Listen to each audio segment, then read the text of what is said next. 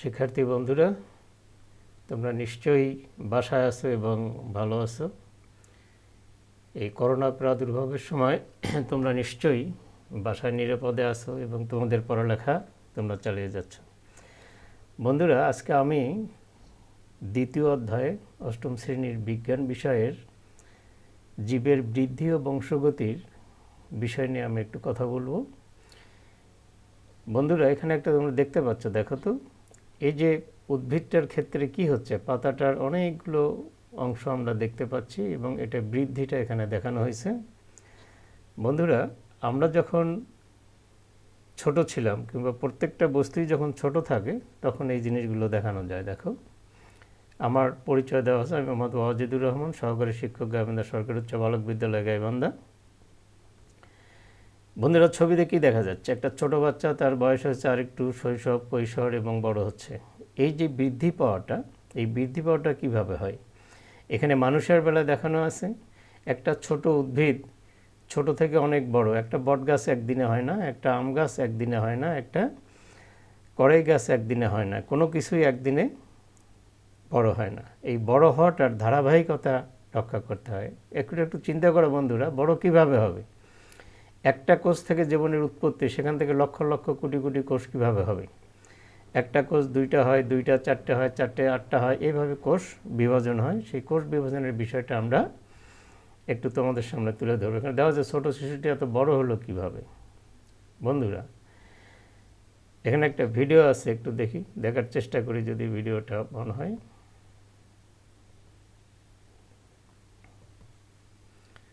বন্ধুরা, এটা একটু সমস্যার কারণে অন হচ্ছে না। এখানে একটু খেয়াল করো, এখানে একটা ছোট্ট বীজের পরে ছোট চারা, আস্তে আস্তে আস্তে আস্তে চারাটা বিকশিত হচ্ছে এবং 1 2 3 4 চতুর্থ স্টেজে যায় তার পাতা হচ্ছে এবং আরও কিছুদিন পরে এটা অনেক বড় উদ্ভিদে পরিণত হবে। বন্ধুরা, তাহলে এই যে ছোট চারা গাছটি কীভাবে বড় হচ্ছে? একটু আগে আমরা দেখলাম একটা ছোট্ট শিশু কী করে বড় হলো, আর একটা ছোট্ট চারা গাছ কী করে অনেক বড় হচ্ছে।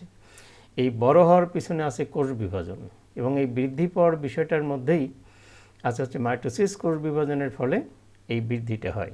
বন্ধুরা, কিভাবে মাইটোসিস কোষ বিভাজন হয় সেগুলো আমরা এখন একটু দেখব। তার আগে আমি গত ক্লাসে তোমাদের দেখিয়েছিলাম মাইটোসিস কোষ বিভাজন কাকে বলে, মিওসিস কাকে বলে, সংজ্ঞাগুলো আমরা বলছিলাম। উন্নত প্রাণীর এবং উদ্ভিদের দেহকোষে মাইটোসিস কোষ বিভাজন হয়ে সম আকার, সম আকৃতি, সমগুণ সম্পন্ন একটা কোষ থেকে দুটো কোষ হয়, এটাকে বলা হয় মাইটোসিস কোষ বিভাজন। মাইটোসিস কোষ বিভাজনের বৈশিষ্ট্য হচ্ছে এটা এক ধরনের কোষ বিভাজনে বৃদ্ধিপ্রাপ্ত হয়। মাতৃকোষের নিউক্লিয়াসটি মাত্র একবার বিভাজিত হয় এবং মাতৃকোষ এবং অপত্য কোষের ক্রোমোজোম সংখ্যা যেহেতু সমান থাকে, এই জন্য একে সামীকরণিক বিভাজন বলে। বন্ধুরা, মাতৃকোষে ক্রোমোজোম যা থাকে, একটা কোষ বিভাজিত হয়ে দুইটা থেকে চারটা, আটটা, যে কোষগুলোই হোক সবগুলোর ক্রোমোজোম সংখ্যা সমান থাকে, এই জন্য একে বলা হয় সামীকরণিক কোষ বিভাজন। তাহলে পরীক্ষায় আমাদের আসে যে সামীকরণিক কোন কোষ বিভাজন যদি কাকে বলে, তাহলে তোমরা এই সংজ্ঞাটা দিবা। বন্ধুরা, আমরা একটু আগে দেখো, এই অধ্যায় শেষে আমরা কি কি জিনিস দেখতে পারবো। দেখো, মাইটোসিস কোষ বিভাজন কি তা বলতে পারবে, মাইটোসিস কোষ বিভাজন কোথায় সংঘটিত হয় তা বলতে পারবে, মাইটোসিস কোষ বিভাজনের ধাপসমূহের নাম এবং ক্রোমোজোমের অবস্থান তোমরা বলতে পারবে, জীবের দৈহিক বৃদ্ধিতে মাইটোসিসের ভূমিকা কী সেটা তোমরা ব্যাখ্যা করতে পারবে। বন্ধুরা, আমরা একটু আগেই দেখো, মাইটোসিসের কয়টা ধাপ আছে? দেখো, 5টা ধাপ। প্রথম হচ্ছে প্রোফেজ, প্রোমেটাফেজ, মেটাফেজ, অ্যানাফেজ, আর হচ্ছে টেলোফেজ। কয়টা ধাপ বন্ধুরা? 4টা ধাপ। এই ধাপগুলোর আগে একটু বলে নেই, তোমাদের বইয়ের থেকে মিল করে নিয়ে আমরা পড়াটা নিবা। এই ক্রোমোজোমের যখন ভাগ হয় এটা বলে ক্যারিওকাইনেসিস, আরেকটা যদি সাইটোপ্লাজমের ভাগ হয় সেটা হচ্ছে সাইটোকাইনেসিস। আমরা এখন যেটা বলবো এটা ক্যারিওকাইনেসিস, মানে ক্রোমোজোমের যে ভাগটা হচ্ছে সেটা নিয়ে আমরা কথা বলবো। বন্ধুরা, মাইটোসিস কোষ বিভাজনের কয়টি ধাপ? 4টি। Prophase, prometaphase, metaphase, anaphase, telophase. এখন একটা কাজ করতে পারবো তোমরা, দেখো আমি এতক্ষণ যে কথা বললাম এটা যদি মনোযোগ সহকারে শোনো তোমরা বুঝতে পারো মাইটোসিস কোষ বিভাজন কাকে বলে। তাহলে মাইটোসিস কোষ বিভাজন কোথায় ঘটে? দেহকোষে ঘটে। যে কোষ বিভাজনের ফলে সম আয়তন, সমগুণ, সম আকৃতির এবং সম বৈশিষ্ট্য সম্পন্ন কোষের সৃষ্টি হয় তাকে বলা হচ্ছে মাইটোসিস কোষ বিভাজন। বন্ধুরা, মাইটোসিস কোষ বিভাজনের এই সংজ্ঞার মধ্যে অনেকগুলো বৈশিষ্ট্যের কথা উল্লেখ করা আছে। বৈশিষ্ট্যগুলো যদি তোমরা বলো তাহলেই তোমরা এখানে সব জিনিসগুলো বলতে পারবে। আমি আবার বলছি, সম আয়তন, সমগুণ, বৈশিষ্ট্য সম্পন্ন সমান ক্রোমোজোম বিশিষ্ট নতুন যে কোষের সৃষ্টি হয় তার নাম হলো মাইটোসিস কোষ বিভাজন। এখানে একটু খেয়াল করো, প্রথম যে ধাপটার কথা আমরা বলছি সে ধাপটাতে একটু তোমরা খেয়াল করো। এই প্রোফেজ ধাপের পূর্বে মাতৃকোষের অবস্থা, পরের মাতৃকোষের অবস্থা। দেখো তো ক্রোমোজোমগুলো কী ছিল, পানি শোষণ করে অনেকটা বড় হয়েছে। দেখো বাইরের কোষ প্রাচীরটা আস্তে আস্তে আস্তে আস্তে চলে যাবে, তাহলে নিউক্লিয়াসটা স্পষ্ট হয়েছে। এবং দেখো এই প্রথম বাম পাশের যে ছবিটা দেখা যাচ্ছে, এই ছবিটাতে কিন্তু মাতৃকোষের অবস্থা এবং পরের মাতৃকোষের অবস্থা দেখা যাচ্ছে। তাহলে ক্রোমোজোমগুলো স্পষ্ট হয়েছে, স্পষ্ট এবং এ ধাপে ক্ষণস্থায়ী। ধাপটা হচ্ছে ক্ষণস্থায়ী। এখানে নিউক্লিয়াস আকারে বড় হয়। দেখো নিউক্লিয়াস অনেক বড় হয়েছে এবং ক্রোমোজোমগুলো পানি বিয়োজনের ফলে ভেঙে কতগুলো নির্দিষ্ট আঁকাবাঁকা ক্রোমোজোমের সৃষ্টি হয়েছে। আচ্ছা, তাহলে প্রোফেজ ধাপের পূর্বে ও শুরুতে কী ধরনের পরিবর্তন লক্ষ্য করছে বন্ধুরা? তোমরা একটু নোট করো, তোমরা একটু খাতা এবং তোমাদের যে পাঠ্য বইটা সামনে নিবা এবং তুমি বইয়ের সঙ্গে এই বৈশিষ্ট্যগুলো মিলাই নিবা, নতুবা পরে একসঙ্গে যদি সবগুলো পরে একসঙ্গে পড়তে যাও সেক্ষেত্রে তোমাদের জন্য একটু সমস্যা হবে। তাহলে মূল হচ্ছে বইটা নিবা, বইয়ের সাথে ছবি এবং আমার কথাগুলো মিলাই নিলেই তোমার পড়াটা হবে। দেখো প্রোফেজ ধাপের যে শেষ অবস্থা, তাহলে দেখো এখানে একটা জিনিস একটু বলে নেই। দেখো তো এর বাহিরের যে প্রাচীরটা, সেই প্রাচীরটা কি আছে? নাই, প্রাচীর নাই। আর এইখানে কি হয়েছে দেখো বন্ধুরা, এই দুটো ধাপ মধ্যে পার্থক্য কি? প্রোফেজ আর হচ্ছে প্রোপ্যাটামেজের মধ্যে পার্থক্য কি? দেখো নিউক্লিয়াসগুলো কী অবস্থা, দেখো তো খুব ভালো করে খেয়াল করবা। এখানে ক্রোমোজোম কীভাবে আছে, এখানে ক্রোমোজোম কীভাবে আছে। আচ্ছা একটু দেখো এই যে ক্রোমোজোমগুলো কোথায় আসছে, আমরা এটা আর একটু ভালো করে দেখি। তাহলে ক্রোমোজোমগুলো কোথায় আসছে? দেখো মেরু অঞ্চলে। এই যে এই বাম পাশের ক্রোমোজোমগুলো, ডান পাশে হট চিহ্ন দেওয়া আছে বন্ধুরা। দেখো এখানে ক্রোমোজোম বসবে, তাহলে এখানে যে ক্রোমোজোমের আকৃতি, এখানে কি সেই আকৃতি আছে? তাহলে চারদিক দিয়ে দেখো উত্তর এবং দক্ষিণ মেরু অনেকগুলো রেখার সৃষ্টি হয়েছে, তাদের নাম হচ্ছে স্পিন্ডল যন্ত্র।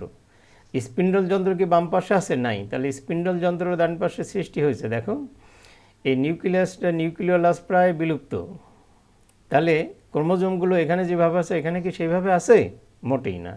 এবার একটু খেয়াল করো বন্ধুরা, এই প্রোমেটাফেজে ক্রোমোজোমগুলো যেভাবে আছে, দেখো মেটাফেজে কি তাই আছে?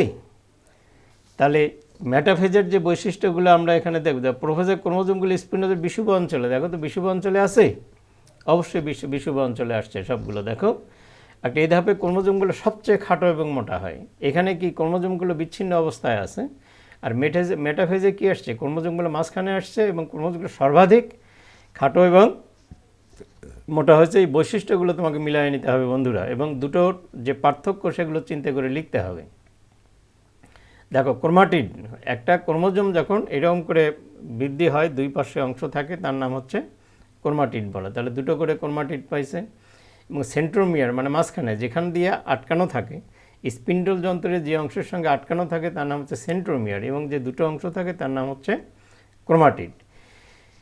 দেখো মেটাফেজ থেকে পরের স্টেজ আসলে অ্যানাফেজ।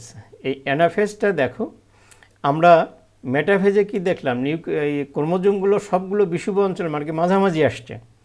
আর এই ক্রোমোজোমগুলো দুই ভাগ হচ্ছে, দেখো অর্ধেক উপরের দিকে যাচ্ছে, অর্ধেক নিচের দিকে যাচ্ছে। এই সময় এর আকৃতি ভি এল জে, তোমাদের পাঠ্য বইয়ে দেখে নিবা, ভি এল জে বিভিন্ন আকৃতির হয়ে থাকে।